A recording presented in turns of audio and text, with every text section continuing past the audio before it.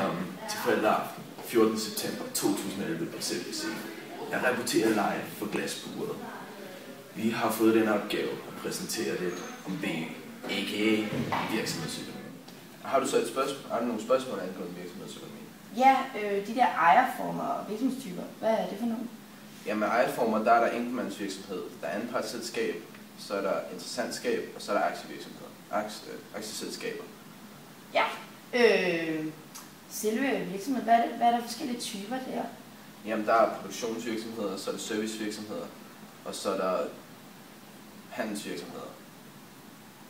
Ja, jamen hvordan, når I bliver undervist, hvordan foregår det så? Jamen det foregår via en e-bog, som vi har fået på nettet. Vi har den også som i bogform, men e-bogen foregår simpelthen sådan her. Man kan bare læse den her, og man bladrer. Det er super nemt, og vi skal ikke slæve bøger med i skole. Så hernede kan man så bare skrive steder, hvis man går hurtigere frem. Men det er utroligt dejligt at have sådan noget. Og også alle opgaverne og sådan noget ligger også derpå.